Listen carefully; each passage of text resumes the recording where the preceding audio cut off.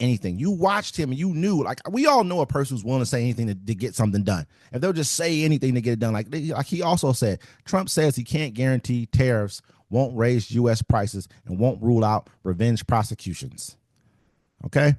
Donald Trump said he can't guarantee that his promised tariffs on key U.S. foreign trade partners won't raise prices for American consumers, and because he suggested once more that some political rivals and federal officials who persuaded or who pursued legal cases against him should be in prison. The president-elect, in a wide-ranging interview with NBC's Meet the Press that aired Sunday, also touched on monetary policy, immigration, abortion, and healthcare, and U.S. involvement in Ukraine, Israel, and elsewhere.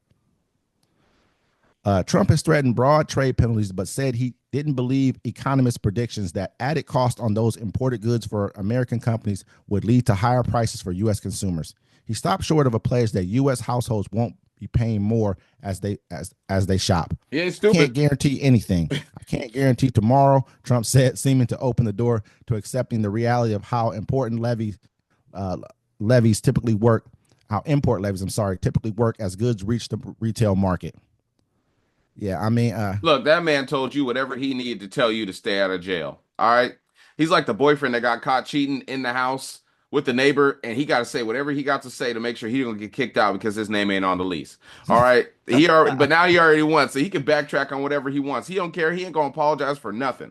And you know what I'm saying? Like when grocery prices go up and you can't even complain about it because the police will shoot and beat your ass because they got full immunity. Hey, I'm saying. Did you hear what he said, though? He said, I can't guarantee anything. I can't guarantee tomorrow.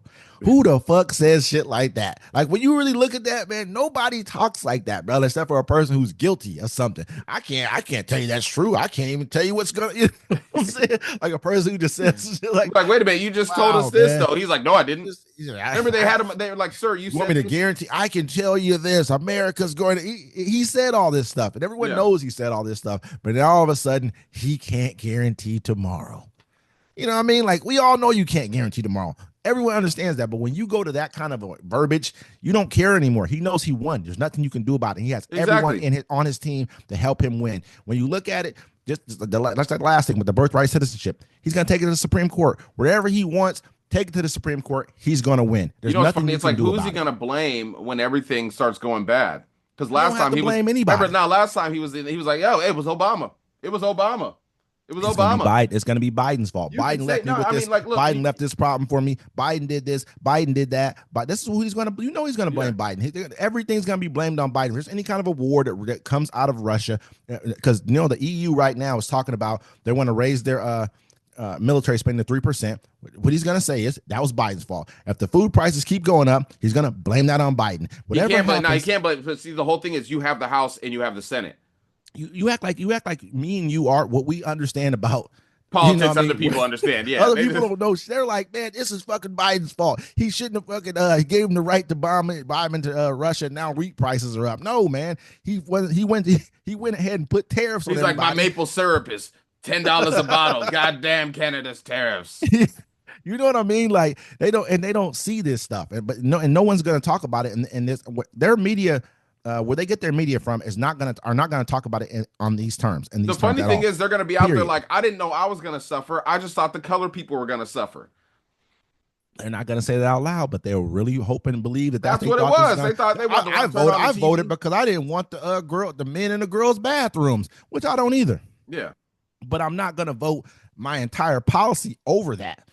You know what I mean? Like, I'm not going to lose, a whole election, which I know a person has nothing good for me or anyone in this country, but especially not anyone of color, over the fact of should a man be allowed to be a woman?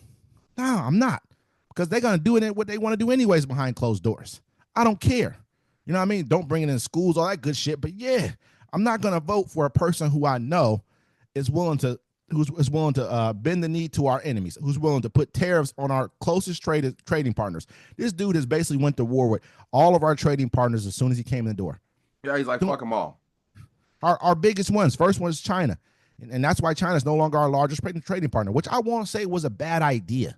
Fully. It was a bad idea. We went through some pain because of it, but overall, we needed to just get rid of our dependence on China. It was an overall good move.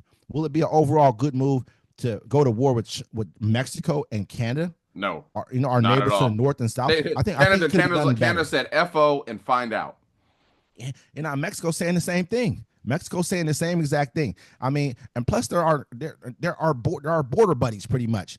We if we break ties with them, we lose good relationships with them, or they feel like he's talking about invading these countries, all kind of stuff because of his tariff plan. You do something like that. Now they got to figure out, okay, these guys can at any given time we might be at war with our neighbor. So I got to come up with a better partner than them because we were their partner before. Yeah. Who's going to be their partner next? China. You know what I I mean, mean? like, his politics are isolation politics. Isolationist. I'm saying, Exactly. yep. That's exactly what it is. It's like, we're not going to help nobody else out. We don't care about our But neighbors, none of that stuff.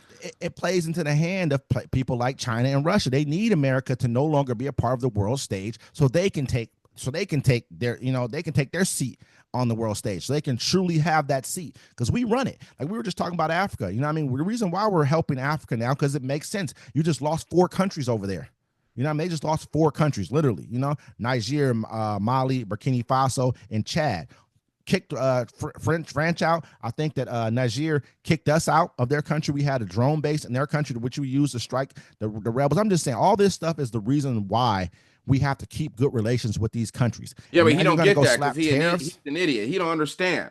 I You know what I'm think he saying? does understand to a degree. I'm not trying to cut you. I don't mean to cut you Yeah, off. but I see. It seems like they're trying to make us less safe. Why is that?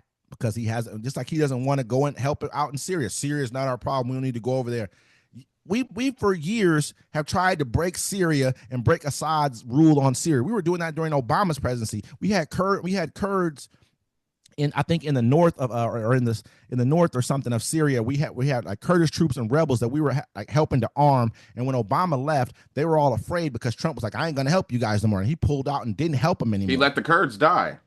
Exactly. What I mean? So at the end of the day, like, why wouldn't we look at that? This has been an ongoing. Why wouldn't we try to? We don't have to own it. We don't have to own it. Let Israel own it. Let Turkey own it. Let a bunch of other people who are already actors in. They got rebel groups, and let them own it. But we can support it and make sure this doesn't turn into another Iran, which is partners with, what I mean? And even though I know that Iran could have ended up being decent partners with America had Trump not done the things he did, because to me, he did all those things intentionally as well, too. That's why I believe his tariffs that he's doing right now are all intentional. I think some of them have business benefits for him and his business partners, that he's going to be able to work out intertwined deals with these companies to get better terms for some of his people. But more or less, man, it's to hurt America in my eyes.